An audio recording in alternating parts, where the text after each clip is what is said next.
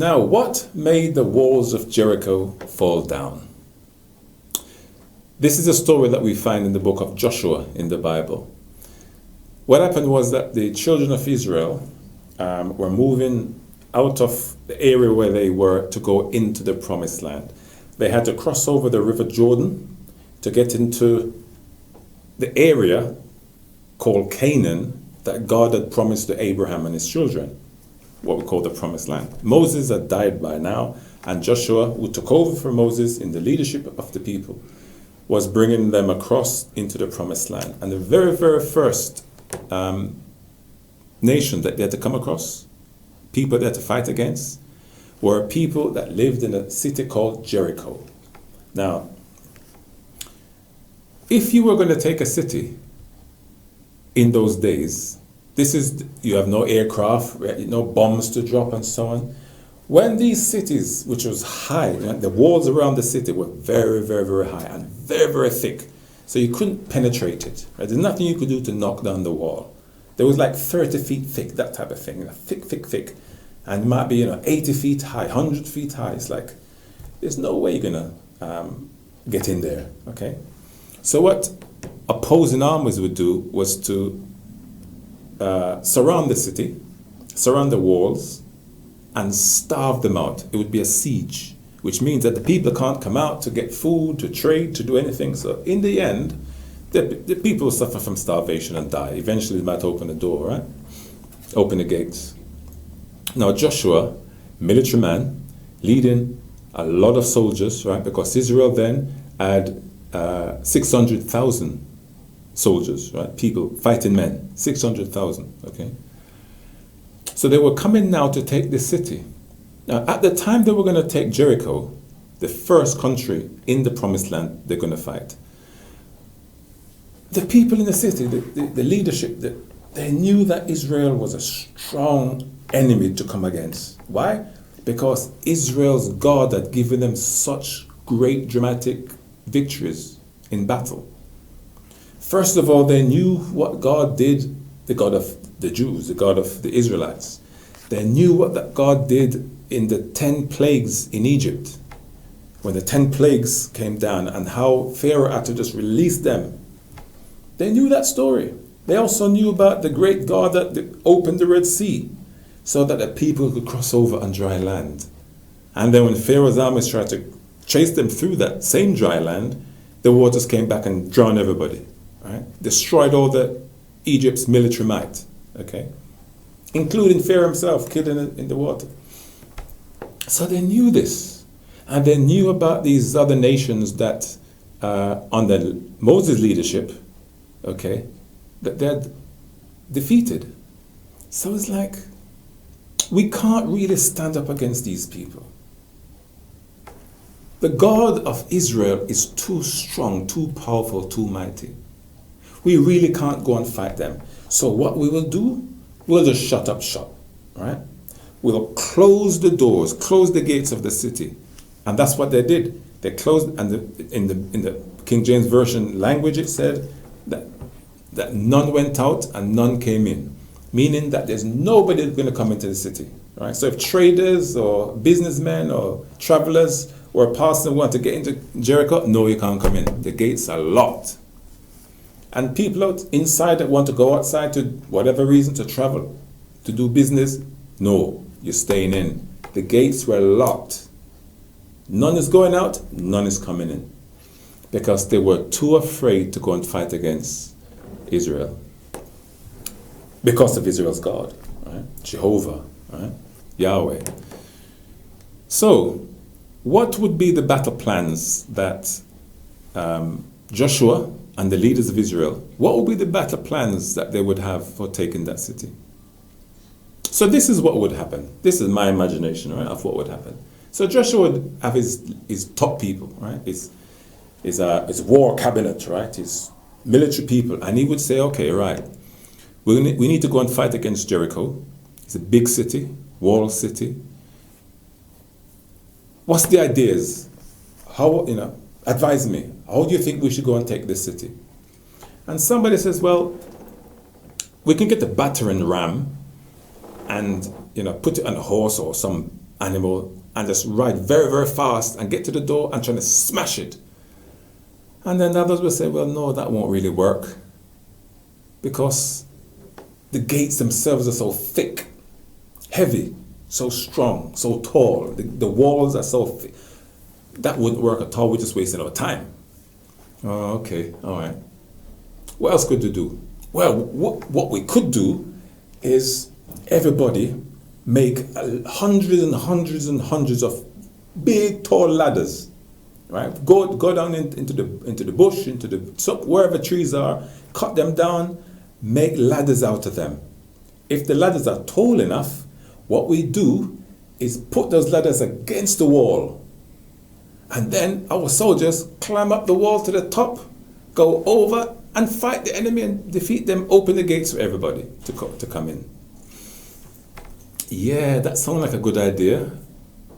But the problem with that is, if we try to do that and we're climbing up these ladders now to get to the top, remember it's like 80 feet, 100 feet.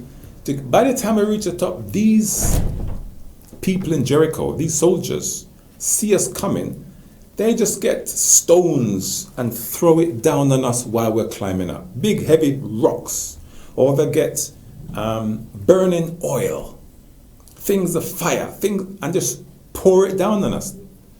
Or they get the archers, bows and arrows. So while we're climbing up, they're just shooting down on us, right? We can't defend ourselves while we're 30 feet, 40 feet up on the ladder. And upon us is being rained down these arrows. We stand no chance. They'll shoot us, we just drop off. Okay, any other ideas? What else could we do? But they didn't have to agree on a military strategy because God gave them one.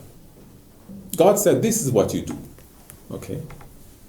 What you do is, the soldiers, you march around the city, entire circumference of the city, once a day for 7 days.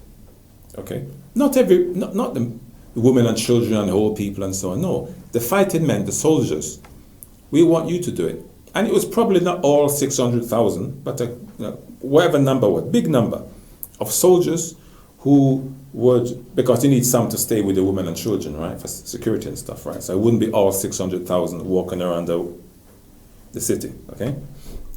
Because they were a few miles down the road, right, for safety and so on. So these men, soldiers, hardened men who's going to fight against this nation, these people in Jericho, they weren't going to use their bows and arrows and their swords and their spears and whatever weapons they have. The military strategy that God gave them was to walk around the city once a day for 6 days, not saying a word, nobody speaking, walk in silence. And because it's a big city, it may be a few miles to get around in the hot sun, right? It may take an hour or two to walk around the entire city, right, from start to finish. You just do this and don't say a word.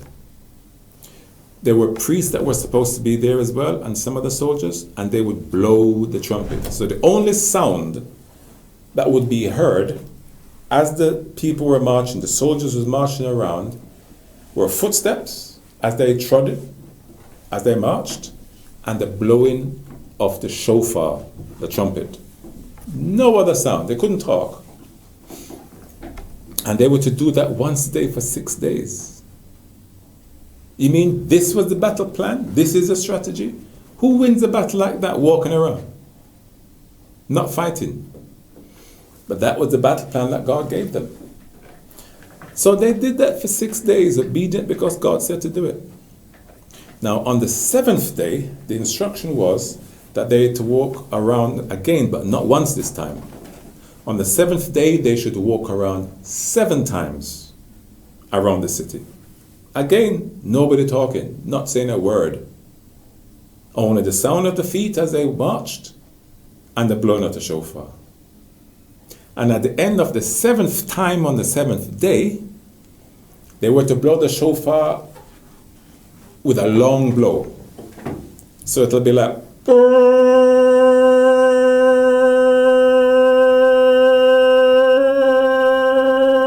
right? Like that, right? Long long blast of the shofar. When they did that, they were to shout. And as they did that and shout, remember we're talking about maybe 100,000, maybe 200,000 people, right? Everybody got shofars, everybody's blowing at the same time, and everyone's... So in one hand, they'd have the shofar, right, blowing. Other hand, they might have their weapons maybe, or whatever they're carrying, okay, because they still have to go and fight after that. But they were to blow the shofar, shout, and as they did so all together en masse, something dramatic would happen. The walls of that city, that thick, high, towering wall that they couldn't penetrate, would collapse on itself. It'll fall. An entire wall, structure would fall. So all Israel now had to do was to walk in, defeat everybody, kill whoever they need to kill, and take the city. So the battle plan didn't come from Joshua and his generals, his fighting men, his leaders. No. Who would have thought of this as a battle plan? How they're going to take a city? So the battle plan itself came from God. They could have thought, this is nonsense. We're fighting men. How are you going to march around a city and take the city? Because when you finish walking around the city is still there. What's the point? All right? So some of them may have harbored that as a thought in their minds, because not everybody's going to walk by faith. Right? But the thing was that they acted in obedience. God said it. Moses told him, Joshua told him to do it. They did it. And because they were obedient to what God had said, using God's strategy, the wall fell down. So why did the wall fall down? It wasn't because of the genius of the leadership skills of Joshua and his leaders. It wasn't because Israel's fighting men were so gallant, so brave, so mighty, so powerful, had the best weapons. No, it was because they simply had obedience to what God said. What God told them to do, they did, and it brought great results. Now, you and I as believers, as Christians, are left with the same thing. Whatever the Bible says to do, whatever the instructions that comes from God to us is, in His Word, or He speaks into our hearts directly, we must walk in obedience as well. We must do it. If we try to rationalize something God says and think, well, that doesn't actually make much sense, doesn't seem to be very credible or plausible, or, this is just, I can't see how that's going to work. If we take that attitude, then we're going to be at a loss. We'll be defeated. We won't have the victory. But if we do what God says, even to our minds, our intellect, it sounds daft. It sounds like, this is ridiculous. Like, what? Okay? This is what Naaman thought when he came for his healing from leprosy. And the prophet said, go and wash in the river.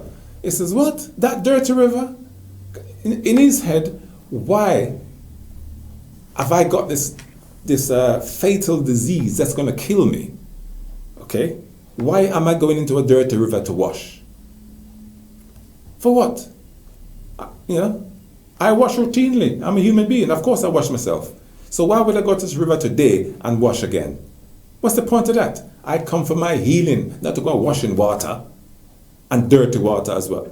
Right? Because the thing to him was, this didn't sound too clever. This didn't sound too right, because a dirty river is going to clear up my leprosy? Come on. What will clear up my leprosy? If the prophet come, he put his hand on me, touch me, and pray in the name of the Lord, and I get my healing. That makes sense. Going into the water, just to wash and bathe, dip 7 times, that don't make any sense. How is it going to get rid of my leprosy? What's the point of that? You see? So if you go by your knowledge, your intellect, your man's wisdom, then you'll always come a cropper. If you do what the Bible says or what God instructs you, even though it doesn't make sense, like it didn't to Naaman. I mean, would it make sense for Christ to say in the storm with the disciples when they were afraid, and Peter said, Lord, if it's you, bid me to come? And the Lord said, yes, it's me, come. would it make sense for you to leave the security and relative safety of your boat to jump overboard in a raging storm with the sea? Does that make sense to you? Of course not. But that's to the natural intelligence. So it doesn't really matter what we think about what God says. Whether we think it makes sense or we think, no, that doesn't really make any sense at all. Or we think we have a better idea or plan. Our idea is actually better than that. It's up to you. We all have our choice. You can actually do what God says or you don't. So the Lord said, okay, lay the people down, right? Let them sit down in rows of 50. And so the disciples, organized the people. Okay, 50 over here, 50 over here, another 50 over here, right? Altogether 5,000 people. And now the Lord says, okay, take this boy's lunch, right? 5 loaves and 2 fishes. I want you to feed everybody. Right? Distribute it to everybody. And you take it, you're one of the 12 disciples, you take the portion of bread and fish and think, you mean I'm taking this little piece of bread and a little piece of fish? Just one boy's lunch? And I'm supposed to go in rows of 50 after 50 after 50, 5,000 people? And I'm supposed to feed them, us 12 disciples, we're supposed to feed 5,000 people from this? That don't make any sense. Jesus, where's the rest of the food? Where is the, maybe manna from heaven, like in the book, like in the Old Testament, right? That could feed the whole nation. But something, where is this little amount of food can't feed anybody. Hello? So why are we going to be given this? You see? So if you think like this, you will always miss out. You will always miss out. Because you don't use your natural intelligence and your man's wisdom to try to figure out some of the things of God. And whether or not you're going to obey him or not. No. I did another teaching that says, if it sounds foolish, but God said it, do it anyway. And that's what you must do. Yeah. It didn't really make much sense for the children of Israel to march around the walls of Jericho in the hot sun for miles at a time to defeat an enemy, or inside looking over the walls thinking, what's these crazy Israelites doing? They come to fight us, to come to take our nation. They're not doing it, just walking around like idiots, just walking around, and then they go away and they're back tomorrow. It's like, what's the point of that? It doesn't matter what it sounds like. If the instruction comes from God, do it anyway. Yeah. And so why did the walls of Jericho fall down? Because the people were obedient to what God said, and upon their faith, upon belief in what God's instruction was, there was a supernatural power that just smashed down the walls. Okay? That's why the walls fell. It was a supernatural act of God. It wasn't a bomb. It wasn't the aircraft flying over dropping bombs, right? The Israelites didn't march around the city and put TNT and all sorts of explosives around it while they were doing it and then just blow it up. Right? That technology wasn't there then. It was nothing human. It was a divine act to give the victory to God's people.